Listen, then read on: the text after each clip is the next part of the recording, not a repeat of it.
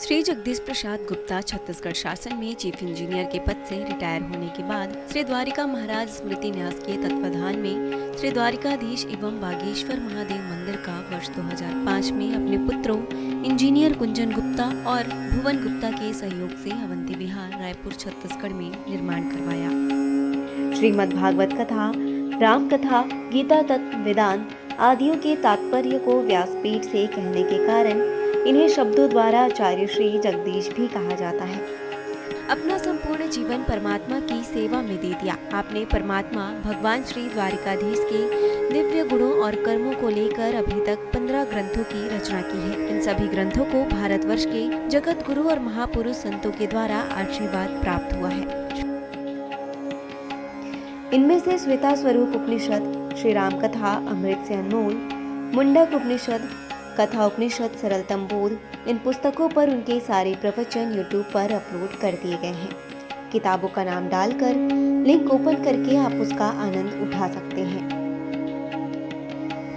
श्रीमद् भागवत और वेदांत सार के प्रथम खंड विसर्ग द्वारा परमात्मा का निरूपण के अंतर्गत ध्रुव आख्यान सुन रहे हैं आप।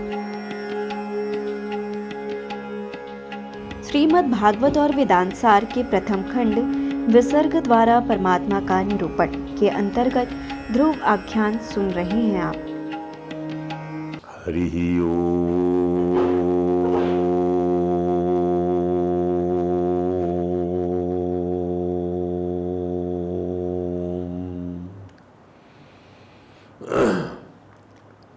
समं प्रशांतं सुमुखं दीर्घचारु चतुर्भुजं सुंदर चारुग्रीवं सुकपोलं शुचिस्मितं समान कर्णविन्यस्तैस्फुरन् मकराग्रकुण्डलं हेमाम्बरं घनश्यामं श्रीवत्सां श्रीनिकेतनम् शंख चक्र गदा पद्मवनमाला विभूषितं नूपुरैर्विलसित पादं कौस्तुभप्रभयायुतं द्युमत्किरीट कटक कटिसूत्रांगयुधं सर्वांग मनोहरं हृदं कृपाप्रसादेक्षणं सुकुमारम् अभिध्यायेत् सर्वांगेषु मनो दधत् वंशी विभूषितकरान् नवनीरदाभात् पीताम्बरात् तरुणबिम्बफलादरोष्टात् पूर्णेन्दु सुन्दरमुखात् अरविन्दनेत्रात् कृष्णात् परं किमपि तत्त्वमहं न जाने। तप्त काञ्चन गौरांगी राधे वृन्दावनेश्वरी विश्वभानुसुते देवी प्रणमामि हरिप्रिये। गुरुर्ब्रह्मा गुरुर्विष्णु गुरुदेवो महेश्वरः गुरुर्साक्षात् परं ब्रह्म तस्मै श्री गुरुवे नमः। हरे राम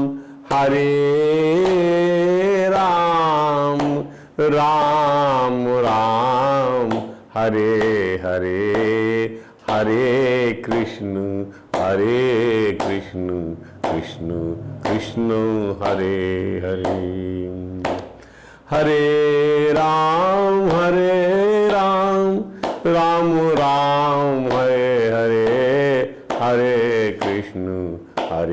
कृष्ण कृष्ण कृष्ण हरे हरे। बोलिए परात पर पवन त्रिलोकी नाथ भक्तवांछा कल्पतरु भक्तवत्सल कृपण वत्सल शरणागत वत्सल भगवान श्री द्वारकाधीश महाराज की जय। भगवान श्री बांके बिहारी लाल की जय। भगवान श्री रास बिहारी लाल की जय। भगवान श्री राधा दामोदर नाथ की जय। भगवान राधा कृष्ण सरकार की जय। श्री सद्गुरु भगवान की जय। समस्त गुरु भगवान की जय। श्री चैतन्य महाप्रभु जी महाराज की जय। देवर्षि नारद जी महाराज की जय। भगवान श्री व्यास जी महाराज की जय। परम भागवत भगवान श्री सुखदेव जी महाराज की जय। जय श्री राधे, जय जय श्री श्याम। आइए, महाराज पृथ्वी के शासन में जब अकाल पड़ गया और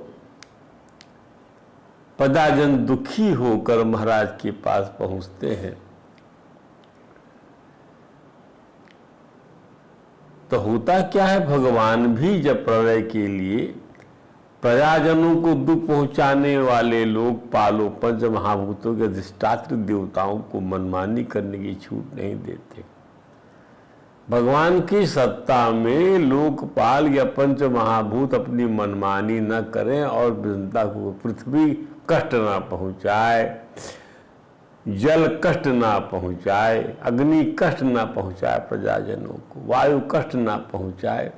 ये पंच महाभूत का मतलब उसके जो देवता हैं वे कष्ट ना पहुंचाएं, दुख ना पहुंचाएं। क्योंकि परम जब मैं कर्म फल दाता हूँ, भगवान कहते हैं कि जब कर्म फल का देने वाला मैं हूँ तो तुम क्यों कष्ट पहुंचाते हो? अपने कर्म से उसको जो फल मिलेगा सो मैं दूंगा। तुम मेरी विभूति हो तो तुम अपने का काम जो तुमको दिया गया है वो तुम काम करो। तुम मनुष्य के शरीर में जो है गंध के रूप में पृथ्वी रहती है, मनुष्य के शरीर में वायु जो वायु के रूप में रहती है, त्वचा में वायु का वास चलता है, स्पर्श के रूप में उसका वास चलता है। तो जीवात्मा को पोषण करना ही तो भगवान का दायित्व है।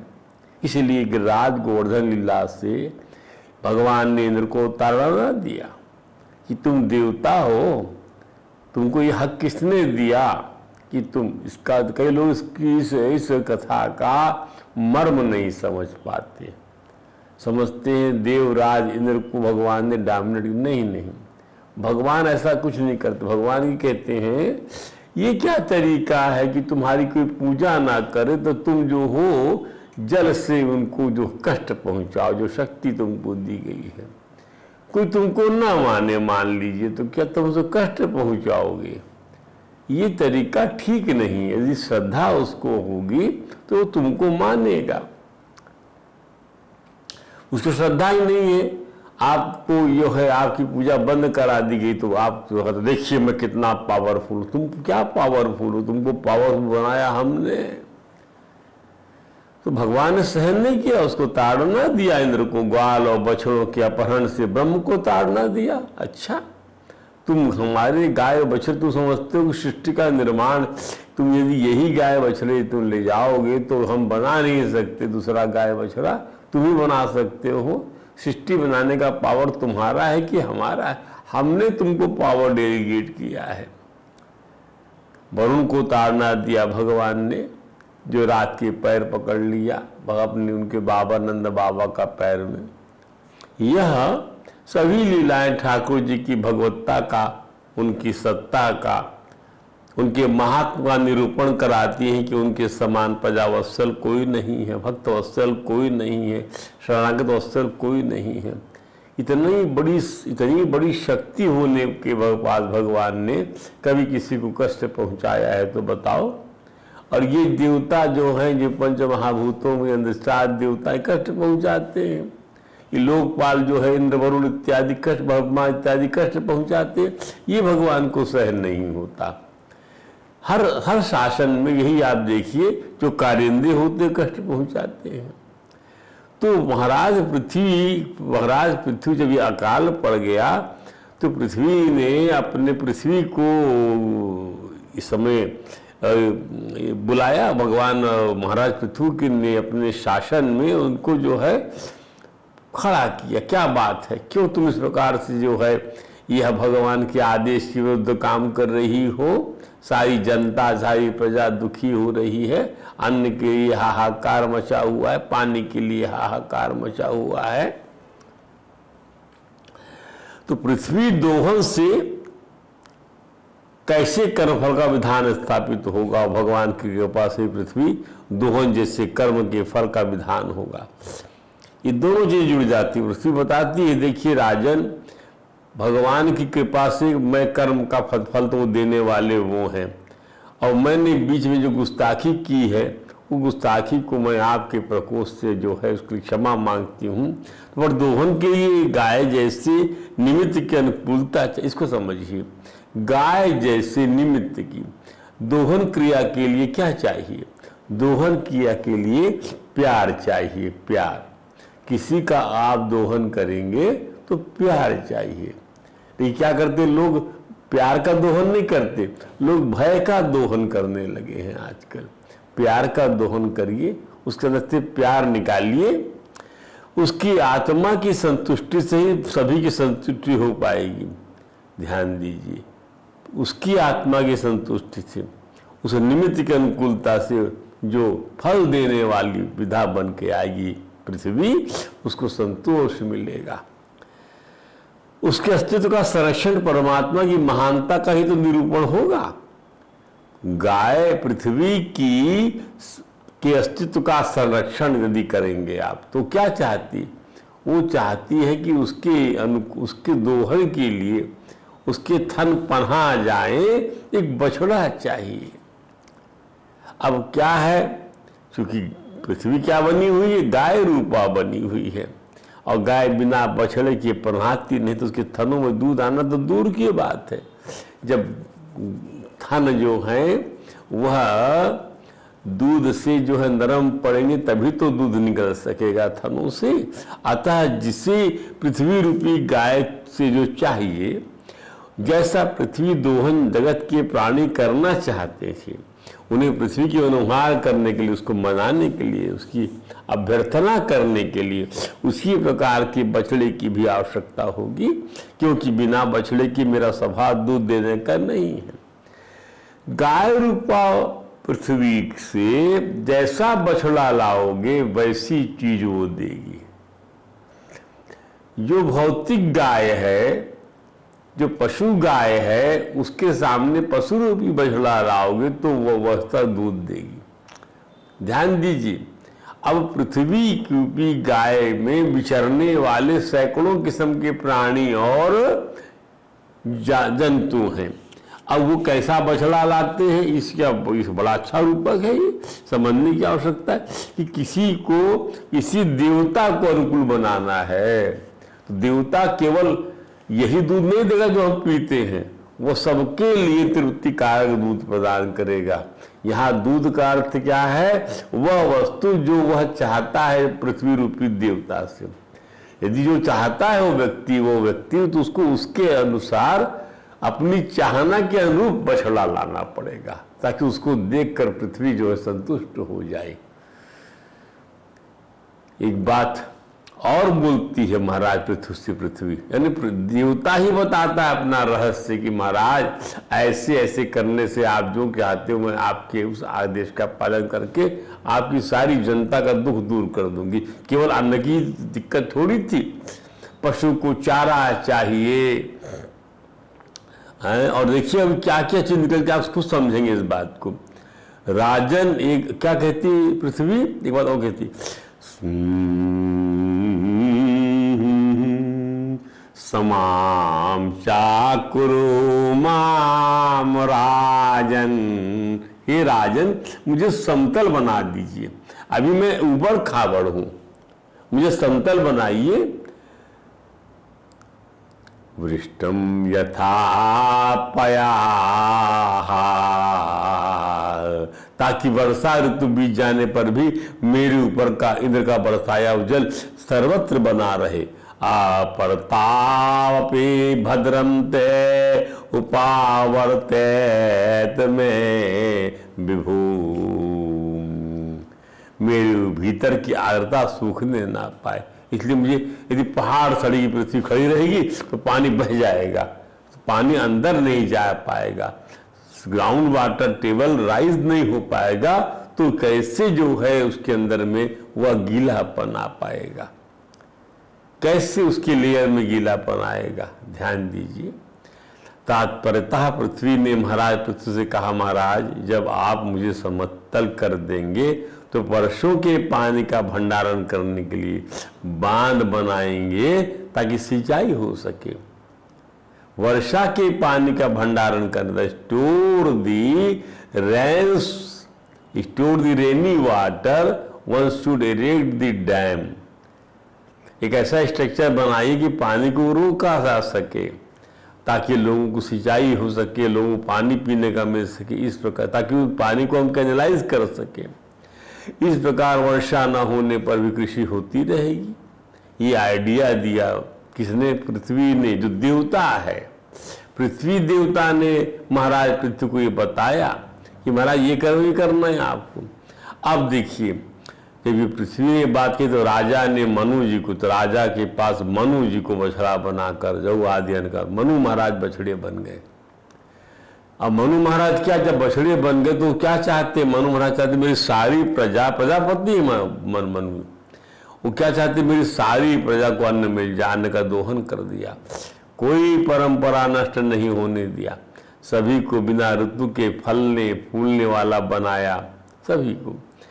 पहली बात यह कि बताई गई कि सबका भोजन धरती से निकलता है, और दूसरी बात यह कि महापुरुष सब जगह से साग ग्रहण कर लेते हैं।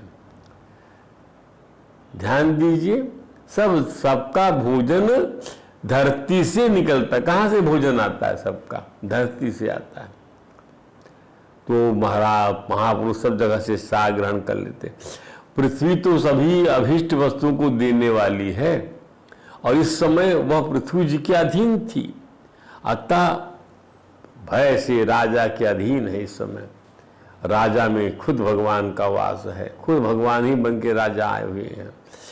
अतः उनसे सभी ने अपनी अपनी जाति के मुखिया को बछड़ा बनाकर, जैसे मनुष्य जाति के मुखिया महाराज मनु बने, वैसे ही सभी लोगों ने अपनी अपनी जाति के मुखिया को बछड़ा बनाया, और अलग अलग पात्रों में भिन्न भिन्न प्रकार के पदार्थों को दूध के रूप में दूह लिया। अब देखिए, यहाँ दूध का अर्थ है अभिष्ट पदार्थ। सकल पदार्थ है जग माही, कर्म ही नर पावत नहीं।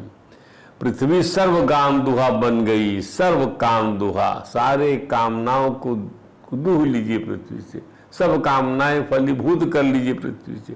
और महाराज पृथ्वी ने उसे अपनी कन्या के रूप में स्वीकार किया। क्या बात है कि तुम मेरी कन्या हो आज से। श्रीमद् भागवत ने महाराज पृथ्वी के लिए लिखा है, क्या लिखा है?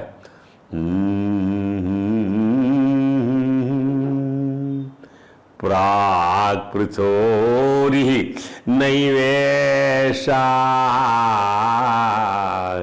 प्राक् पृथोरि नैवेशा पुरग्राम आदि कल्पना। महाराज पृथ्वी के पहले ये जो है शहर की, ग्राम आदि की कल्पना नहीं थी, का विभाग नहीं था कि कौन सा शहर बनेगा, कौन सा गांव बनेगा, कुछ समता नहीं थी पृथ्वी। यथा सुखम बसंते स्म, जिस प्रकार लोग सुख से रहते थे, तत्र तत्रा कुतो भया, सब लोग अपने अपने सुविधा के अनुसार बेखट के जहाँ तहाँ आते जाते थे। इसका तात्पर्य यह है कि महाराज पृथ्वी के रूप में परमात्मा ने ही अपनी शक्ति का विस्तार कर पृथ्वी को प्रजा के रहने योग्य बनाया। ध्यान दीजिए, पृथ्वी प्रजा के रहने योग्य बनाई गई। ये काम किसने किया? महाराज पृथ्वी ने किया। ऐसे तो नहीं बना दिया सारे संसार में कहाँ पर कौन रहेगा, बकायदा उसको क्या किया? Planning, that is called the urban planning, rural planning बकायदा हुई वहाँ पर, और उस प्रकार से लोग रहने लगे। तो पृथ्वी को प्रजा के रहने में बना दिया, और पृथ्वी के रूप में परमात्मा ने हमारे आज के आनंद की पृष्ठभूमि में भी परमात्मा ही है, उसकी विज्ञानमय विभूति ही है। पृथ्वी दोहन के बाद महाराज पृथ्वी के द्वारा इस पृथ्वी पर 100 अश्वमेध यज्ञ कराए गए।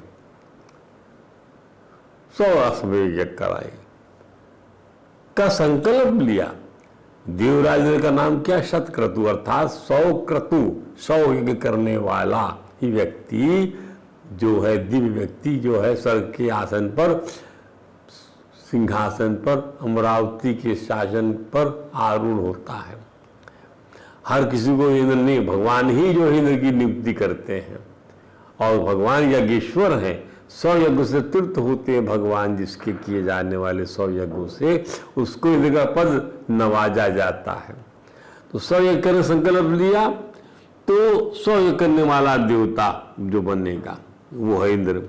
पृथ्वी के प्राणी, इंद्र इज ए टाइटल, पृथ्वी के प्राणियों के समान देवताओं में भी ईर्ष्या द्वेष होता है। ये त्रिगुणात्मक जो जगत है इसका विस्तार जो है वहां तक है।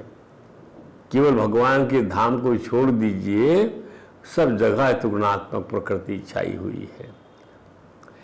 पृथ्वी के कोई नहीं चाहता कि उसकी प्रतिस्पर्धा में कोई उससे ऊपर उठकर उसे चुनौती दे। Nobody wishes that somebody should come forward to challenge।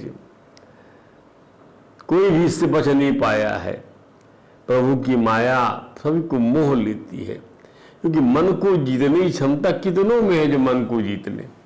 मन को जो ध्यान दीजिए, मन को जीतने वाला ही माया को जीत लेगा।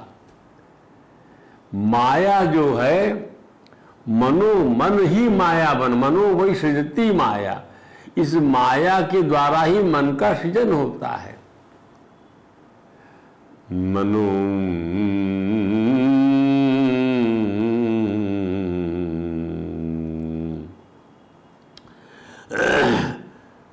तन्मनः सृजते माया ततो जीवो संस्कृति।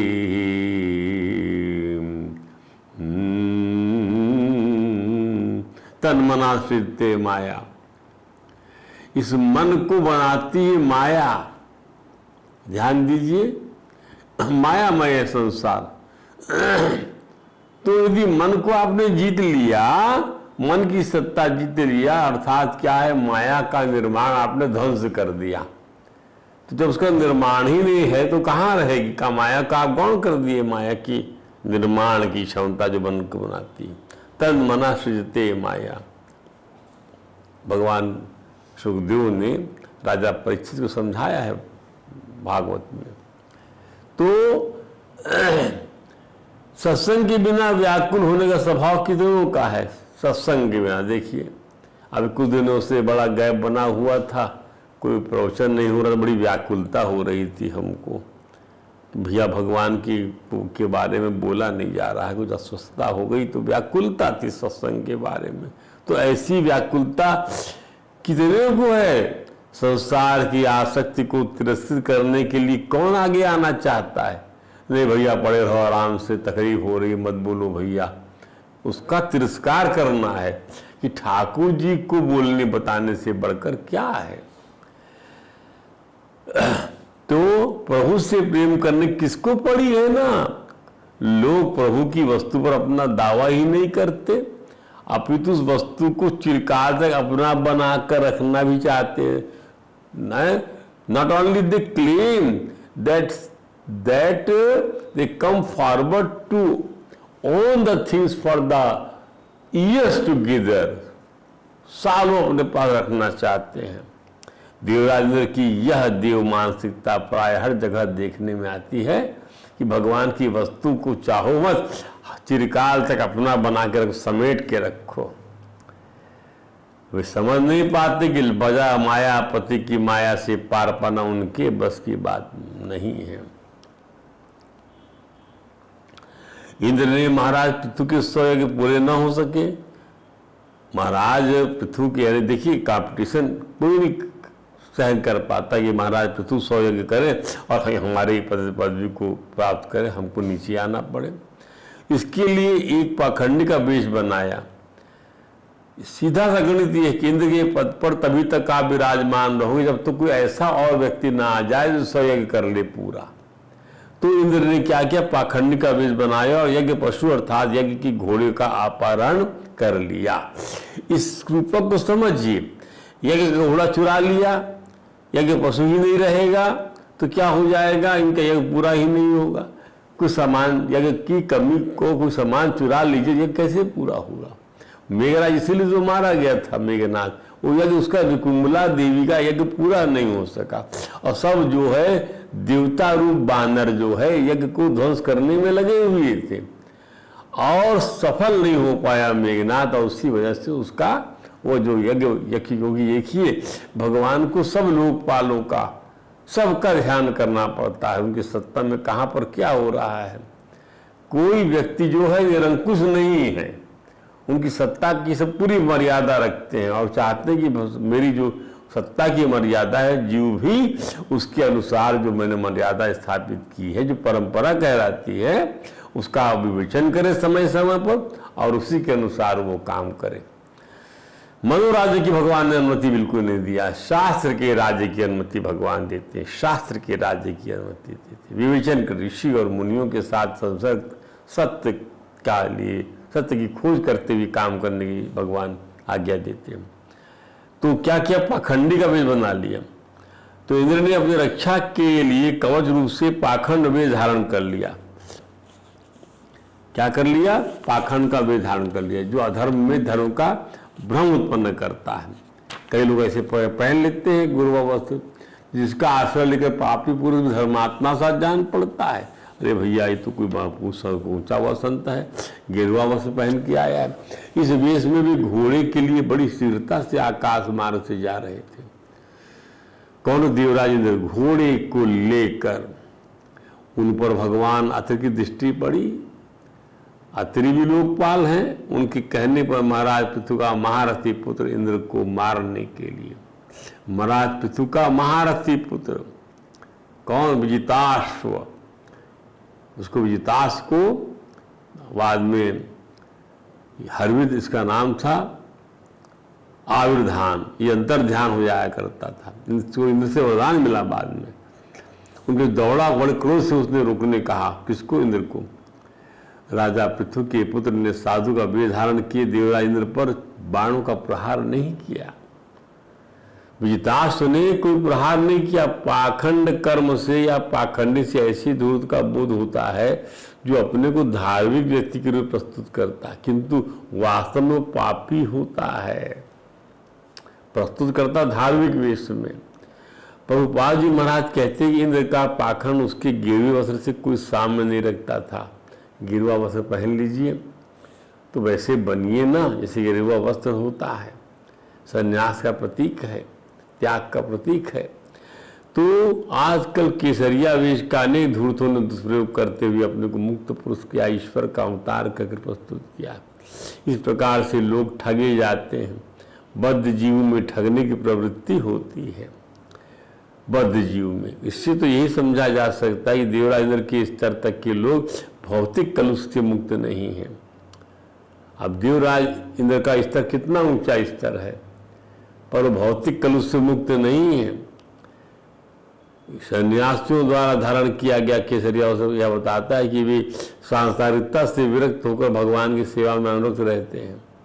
ये उस वस्त्र का प्रतीक है कि भैया हमने गेरुआ वस्त्र पहन लिया है, लिहाजा हम we are reluctant from the world and now we are in the service of भगवान श्री कृष्ण।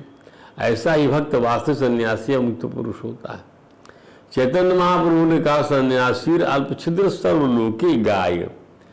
सन्यासी के चरित्र का छोटा सा धब्बा भी जनता द्वारा बढ़ा दिया जाता है। क्यों ना बढ़ा दिया जाए, आप सन्यासी वहां हैं, आप में इतनी सी कमी दिखेगी, पूरी जनता में चर्चा होनी चाहिए, ये धूर्त है, पाखंडी है, इस कलंक से कोई बच नहीं पाया है, सड़ रहे लोग बाग। इसलिए ध्यान दीजिए, आचार्यवान बनने की तरफ बढ़ते चले जाइए। जरा सा भी अपने में जो है छिद्र न आए, कोई ऐसी चीज ना आ जाए जीवन में जो परमात्मा को आनंद नहीं दे सकती। तो जब तक मनुष्य अत्यंत निष्ठावान नहीं, गंभीर न हो, उसे संन्यास ग्रहण नहीं करना चाहिए। उसे जनता को ठगने के लिए इसे नहीं अपनाना चाहिए। इस कलयुग में संन्यास न धारण करना ही श्रेयस्कर है, क्योंकि इस युग में उत्तेजनाएं अत्यंत प्रबल है, एक्साइटमेंट ऑफ एवरी सेंसेशन। इसलिए संन्यास इज नॉट एडवाइजेबल। केवल सामान्य तथा आत्मज्ञान बड़े चढ़े व्यक्ति को ही संन्यास धारण करना चाहिए। जीविकोपार्जन या अन्य उद्देश्य से इस आश्रय को स्वीकार नहीं करना चाहिए।